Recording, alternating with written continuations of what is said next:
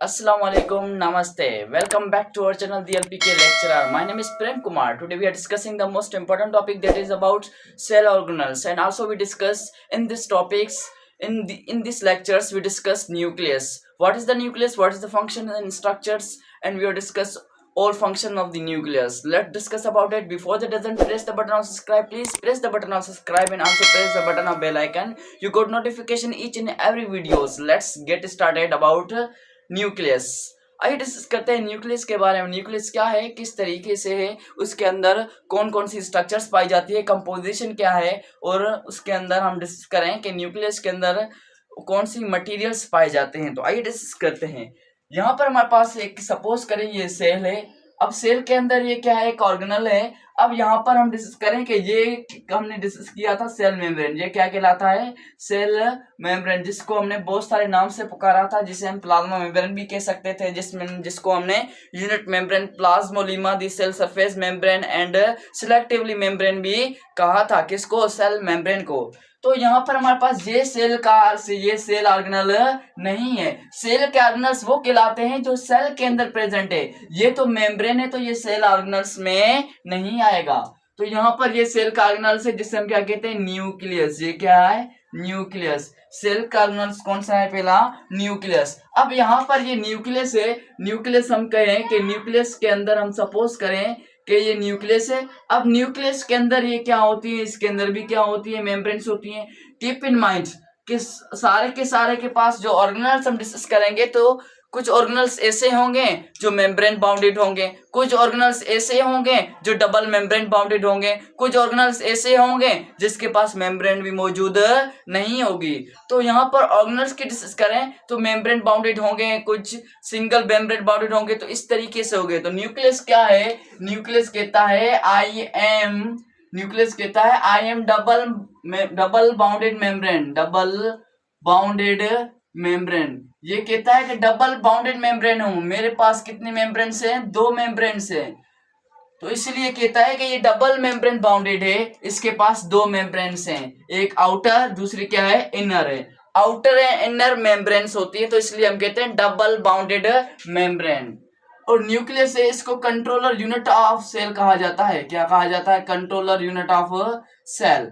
अब सेल का controller unit क्या है, न्यूक्लियस है। न्यूक्लियस को कहा जाता है कंट्रोलर यूनिट ऑफ सेल। क्यों कहा जाता है, क्योंकि ये वो एक्टिविटीज को कंट्रोल करता है। जैसे हमारे बॉडी के अंदर ब्रेन पाया जाता है, ब्रेन क्या करता है, पूरे जिस्म को कंट्रोल करता है। जो पूरी बॉडी के अंदर एक्टिविटीज होती हैं, वो सारी एक्टिविटीज अंडर द ब्रेन होती हैं। ब्रेन वही सारी चीजों को कमांड भी चलाता है और उसको कंट्रोल भी करता है। तो न्यूक्लियस भी ऐसा ही है, ये सेल का ऑर्गेनल्स है जो कंट्रोलर यूनिट ऑफ सेल कहलाता है। मीन्स पूरे सेल के अंदर फंक्शंस हो रहे हैं, एक्टिविटीज हो रही हैं, एनर्जी प्रोड्यूस हो रही है, प्रोटीन्स प्रोड्यूस हो रही हैं, मटेरियल्स ट्रांसपोर्ट हो रहे हैं। तो ये सारी की सारी चीजें को कंट्रोल करने वाला कौन है, न्यूक्लियस है। कौन है, न्यूक्लियस है। इसलिए इसको कहा जाता है ब्रेन ऑफ सेल। इसलिए इसको क्या कहा जाता है, ब्रेन ऑफ सेल।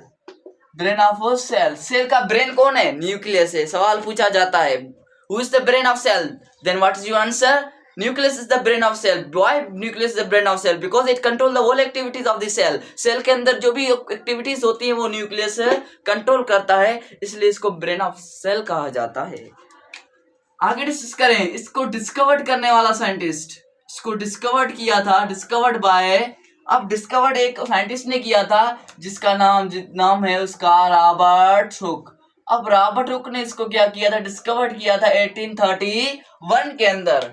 1831 के अंदर रॉबर्ट हुक ने न्यूक्लियस को डिस्कवर्ड किया था। सेल को डिस्कवर्ड रॉबर्ट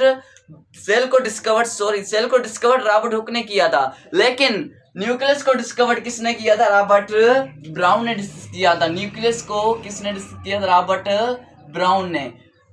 न्यूक्लियस को किसने डिस्कवर किया था, रॉबर्ट ब्राउन ने। रॉबर्ट हुक ने डिस्कवर किया था, रॉबर्ट ब्राउन ने डिस्कवर्ड किया था इन 1831 के अंदर डिस्कवर किया। आगे डिस्कस करें तो न्यूक्लियस होता है वो बेसिकली ये ऐसा ऑर्गेनल है जो कि क्या है, इट इज हेवियर। ये सेल के अंदर सबसे हेवियर है, सबसे भारी ऑर्गेनल है। कौन, न्यूक्लियस। ये आपको ऐसी ट्रिक कोई नहीं पढ़ाता है, लेकिन आज हम इसको लेक्चर को डिस्कस करते हैं। तो आप इसके अंदर लेक्चर को सुनोगे तो आपको 100% कॉन्सेप्ट क्लियर हो जाएगा। तो ये क्या है, हैवियर ऑर्गेनल है। अब सेल का है, सेल के अंदर बहुत सारे ऐसे ऑर्गेनल्स हैं जैसे माइटोकॉन्ड्रिया हो गया, गोल्जी बॉडी हो गया, वैक्यूल्स हो गया, पराक्सोम हो गया, ग्लाइकोसोम हो गया, ये सारे ऑर्गेनल्स हैं। तो यहाँ पर एंडोप्लाज्मिक रेटिकुलम हो गया, तो ये भी ऑर्गेनल्स है। तो ये सबसे लार्जर, सबसे हेवियर ऑर्गेनल कौन है, न्यूक्लियस है। न्यूक्लियस कहता है मैं हेवियर ऑर्गेनल भी हूं, उसके साथ ये सेल का लार्जर ऑर्गेनल है। सेल का क्या है, लार्जर ऑर्गेनल। सबसे बड़े में बड़ा ऑर्गेनल भी कौन है, न्यूक्लियस है। Heavier larger organelle nucleus. और ये कहता है first organelle to be discovered, पहले ऑर्गेनल था, पहले ऑर्गेनल डिस्कवर्ड हुआ था, वो भी कौन सा डिस्कवर्ड हुआ है, न्यूक्लियस। सबसे पहले ऑर्गेनल डिस्कवर्ड कौन सा हुआ है, न्यूक्लियस। सेल के अंदर बहुत सारे ऐसे ऑर्गेनल्स पाए जाते हैं, वो पहले डिस्कवर्ड नहीं हुए, लेकिन सबसे पहले ऑर्गेनल डिस्कवर्ड होने वाला कौन है, न्यूक्लियस है, ब्रेन ऑफ सेल है। ये पहले ऑर्गेनल, पहला ऑर्गेनल है जो सबसे पहले डिस्कवर्ड हुआ है। जैसे हम कहते हैं ना कि सबसे जमीन पर सबसे पहला ऑर्गेनिज्म कौन सा आया था, हम कहते हैं इस्लामियात के बेस पर हम कहते हैं कि हजरत आदम आया था। हम बायोलॉजी के बेस पर हम कहते हैं आर्कियोबैक्टीरिया आया था। इस तरीके से सेल के अंदर सबसे पहला ऑर्गेनल डिस्कवर्ड हुआ था, न्यूक्लियस हुआ था। इस सेल के अंदर सबसे बड़ा ऑर्गेनल भी न्यूक्लियस था। हेवियर ऑर्गेनल भी कौन सा है, न्यूक्लियस है। और पूरे सेल को कंट्रोल भी कौन करता है, न्यूक्लियस। इसलिए brain of cell, control unit of cell भी कहा जाता है। आगे डिस्कस करें अबाउट द न्यूक्लियस। न्यूक्लियस के आगे मजीद स्ट्रक्चर को डिस्कस करें तो क्या है, किस तरीके से है। तो हमारे पास न्यूक्लियस को, अगर हम इसकी बेसिकली एक शॉर्ट ट्रिक को डिस्कस करें कि न्यूक्लियस है, इसकी प्रेजेंस की बात की जाए, मौजूद कहां पर होता है। प्रेजेंस की बात करें, मौजूदगी, जैसे हम कहते हैं ना आप कहाँ मौजूद हो, तो न्यूक्लियस कहता है मैं भी मौजूद हूं सेल के अंदर। अगर हम डिस्कस करें एनिमल सेल के अंदर, न्यूक्लियस कहता है in animal cell, animal cell जानवरों वालों के सेल, इंसानों के सेल के अंदर आई एम अ सेंटर। ये कहां पर कहता है मैं सेंटर में मौजूद हूं, कहीं भी ढूंढने की जरूरत नहीं है मुझे, मैं सेंटर में मौजूद हूंगा, आ जाइए आप, आ जाइए आप। तो ये कहता है मैं सेंटर में मौजूद हूं इन द एनिमल सेल। और याद रखें कि एनिमल सेल के अंदर ये क्या है, सेंटर में होता है। लेकिन मसल सेल की बात करें, एनिमल के अंदर मसल सेल्स ऐसे सेल्स होते हैं वहां पर न्यूक्लियस सेंटर में नहीं होता। ये सेल होता है, उसके अंदर न्यूक्लियस होता है, वो कहां पर चला जाता है, साइड में। तो मसल सेल के अंदर न्यूक्लियस कहां पर होता है, साइड में। साइड में क्या होता है, प्रेजेंट होता है। साइड के अंदर क्या होता है, प्रेजेंट होता है। हमने कहा कि एनिमल के अंदर, तो हमने कहा कि सेंटर में, ऑब्वियसली हमारा बॉडी के अंदर कोई भी सेल है वहां पर न्यूक्लियस सेंटर में मौजूद होता है, except muscle cell. Muscle cell के अंदर वो न्यूक्लियस साइड में मौजूद होता है। ये हुआ एनिमल सेल के अंदर एब्सेंस, प्रेजेंस। अब डिस्कस करें प्लांट सेल के अंदर कहां पर मौजूद होता है। अब ये कहता है प्लांट सेल के अंदर मैं मौजूद हूं साइड में, मैं कहां पर मौजूद हूं, साइड में, near the cell membrane, near the cell membrane. जहां ये कहता है near the plasma membrane, plasma membrane के दरमियान मौजूद होता हूं सेल के अंदर। कहां पर है, प्लाज्मा मेम्ब्रेन के दरमियान, प्लाज्मा मेम्ब्रेन के करीब, नजदीक मौजूद होता है कौन, न्यूक्लियस। और आगे डिस्कस करें, अगर इसके अंदर भी एक एक्सेप्शनल केसेस है। वहां पर था मसल सेल के अंदर साइड में मौजूद था, लेकिन वो सारों के अंदर, मेजोरिटी के अंदर कहां पर था, सेंटर में। प्लांट के अंदर वो साइड में होता है, नियर द प्लाज्मा मेम्ब्रेन। लेकिन इसके अंदर भी एक्सेप्शनल केसेस है। वो क्या है, वो बेसिकली इसके अंदर इसके अंदर एक्सेप्शनल केस ये है कि यहाँ पर ये साइड में तो मौजूद है, लेकिन इमेच्योर प्लांट्स होते हैं। क्या होते हैं, इमेच्योर प्लांट्स।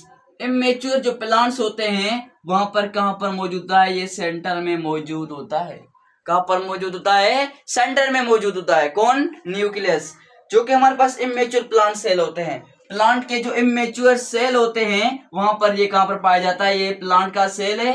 अब प्लांट का सेल है तो हमने कहा कि यहाँ पर वैक्यूल आ जाता है, यहाँ पर क्या आ जाता है, nucleus, near the cell membrane पाया जाता है। लेकिन कुछ ऐसे प्लांट्स हैं, इमेच्योर प्लांट्स कहलाते हैं। इमेच्योर प्लांट्स के अंदर वो कहां पर पाया जाता है, सेंटर में पाया जाता है। इमेच्योर प्लांट्स के अंदर कहां पर पाया जाता है, बिल्कुल सेंटर में आ जाता है कौन, न्यूक्लियस।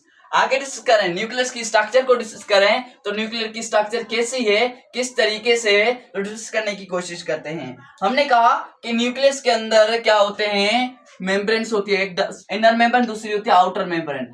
अब यहाँ पर न्यूक्लियस के अंदर इसके अंदर एक किस्म का फ्लूइड पाया जाता है, fluid of nucleus. Fluid of nucleus, nucleus के फ्लूइड को कहा जाता है nucleoplasm. Nucleoplasm is a fluid of nucleus. Nucleus के फ्लूइड को न्यूक्लियोप्लाज्म कहा जाता है। वर्ड न्यूक्लियो का मतलब होता है न्यूक्लियस, प्लाज्म का मतलब है fluid, fluid of nucleus, fluid of brain of cell is called nucleoplasm. उसे हम क्या कहते हैं? न्यूक्लियोप्लाज्म कहते हैं। अगर इस करें तो इसके अंदर एक किस्म की थ्रेड लाइक स्ट्रक्चर नजर आती है। हमें क्या नजर आती है? थ्रेड लाइक स्ट्रक्चर नजर आती है। वो थ्रेड लाइक स्ट्रक्चर को हम क्या कहते हैं? Chromatin network. इसके अंदर क्या नजर आती है? थ्रेड लाइक क्या होती है? स्ट्रक्चर नजर आती है। अब वो थ्रेड लाइक स्ट्रक्चर को हम क्या कहते हैं? Chromatin network. क्या कहते हैं? क्रोमेटिन नेटवर्क कहते हैं। Chromatin network is a network which is present in the nucleus. ऐसा नेटवर्क जो न्यूक्लियस के अंदर प्रेजेंट हो तो वो कहलाता है क्रोमेटिन नेटवर्क। अब यही क्रोमेटिन नेटवर्क जब कंडेंस होता है तो वो कन्वर्ट हो जाता है एक डेरी की शक्ल में, जिसे हम कहते हैं इस तरीके से स्ट्रक्चर आ जाती है। उस स्ट्रक्चर को हम कहते हैं क्रोमोसोम। जब सेल क्या होता है? डिवाइड होता है। जब सेल डिवाइड होता है तो वो किसके अंदर तब्दील हो जाता है? क्रोमेटिन नेटवर्क क्रोमोसोम्स के अंदर तब्दील हो जाते हैं। आगे डिस्कस करें तो यहाँ पर ये था न्यूक्लियस। अब यहाँ पर हमने डिस्कस किया ये फ्लूइड है और यहाँ पर क्या है? क्रोमेटिन नेटवर्क है। जब क्रोमेटिन नेटवर्क सेल डिवाइड होता है वो क्रोमोसोम्स में तब्दील हो जाती है। कीप इन माइंड क्रोमोसोम्स का जो नंबर है वो कितना होता है? 46। कितना होता है? 46। हमारी बॉडी के अंदर कौन से भी सेल पाए जाए, चाहे ब्रेन के सेल हो, चाहे स्केलेटन जो के बोन्स के सेल हो, तो उसके अंदर नंबर ऑफ क्रोमोसोम 46 ही होने वाला है। ना ही कम ना ही ज्यादा। Number of chromosomes will be the constant, no change. Change नहीं होंगे, वो कांस्टेंट ही रहेंगे। क्या रहेंगे? वो कांस्टेंट ही रहेंगे, चेंज कभी भी नहीं हो सकते। अब आते हैं इस न्यूक्लियस के अंदर मटेरियल्स कैसे ट्रांसपोर्ट करते हैं। क्या ट्रांसपोर्ट करते हैं? मटेरियल्स किस तरीके से ट्रांसपोर्ट करते हैं। तो न्यूक्लियस के अंदर एक किस्म के पोर्स नजर आते हैं। क्या नजर आते हैं? पोर्स नजर आते हैं। उसको हम कहते हैं, न्यूक्लियस के अंदर पोर्स नजर आते हैं, उसे हम क्या कहेंगे? Nuclear pores. इसके अंदर क्या होते हैं? होल्स होते हैं। पोर्स नजर आते हैं, वो पोर्स कहलाते हैं न्यूक्लियर पोर्स। क्या कहलाते हैं? Nuclear pores. अब जो न्यूक्लियर पोर्स है वो बेसिकली क्या करते हैं? यहाँ से मटेरियल्स क्या होती हैं? ट्रांसपोर्ट होती हैं। ये